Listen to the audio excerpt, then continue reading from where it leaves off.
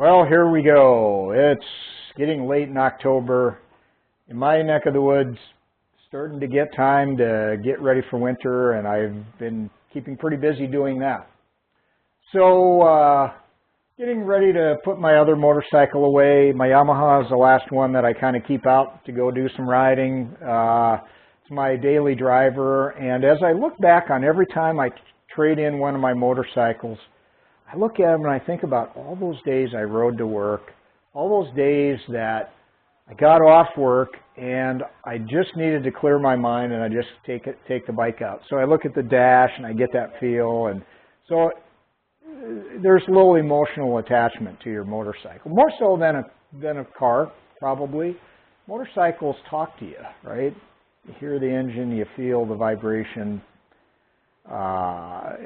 They're great. Nonetheless, so a little motorcycle story. Many years ago, I had a Honda F6B, kind of a Goldwing without the trunk, 1800 cc's. And all the years I've driven over to Oshkosh, and it's about 470-mile drive, so it's 7 hours on the road. And we started off going on a 500cc bike, and all I could do is dream about someday I'm going to be going on this big touring bike. And I did, and then I realized, now it's too easy, I could do it. But one year, pretty hot summer, as my college roommate and I were getting ready to go on the trip, I went and I bought a lot of energy drinks, Red Bull, everything like this, assuming it's going to be a terrible hot ride. I have a whole side of a saddlebag that was going to carry all this stuff, right? Well, for the second time my buddy and I went over to Oshkosh, it always seems like when he goes with, it rains. I get this call, 6:30 in the morning.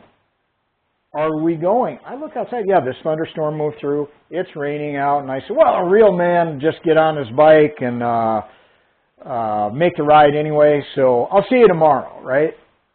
But I said, no, we'll kind of loop the radar. It looked like it was clearing off. I said, I'll meet you up at the gas station. We'll take off. So we do. So we're riding along, first 2 hours, looking pretty good. It's dark as we kept going, but just very light rain, if any. All of a sudden, it starts really raining. Totally unforecast. This is not forecast to happen at all. So we stop at our first gas stop. And all the other motorcyclists were under a canopy filling up. We're all looking at each other. Where'd this come from, right? And this is the fun about being a bike. It's always recounted as adventure, but it's got all of its components to it. So anyway, we made sure we had all of our wet weather gear. So we keep driving, and we get into some heavier rain. We go maybe an hour, stop.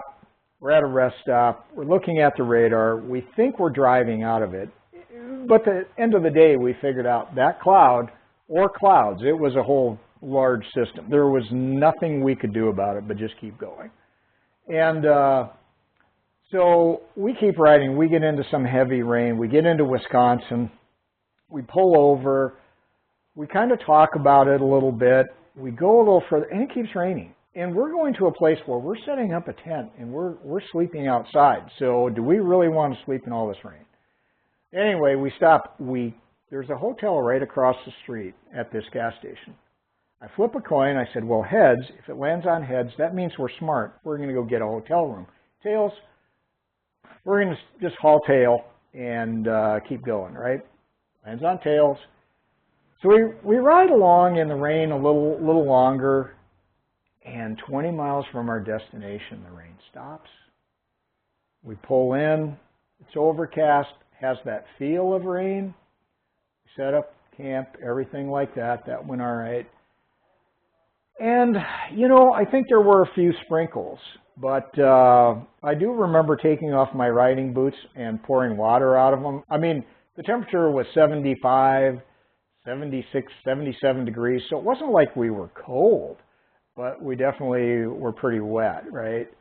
And so I always look back on that ride. The ride home was great, no problems whatsoever. And not that I would rather ride in rain, but sometimes it's better than when it's 100 degrees and the sun's on you.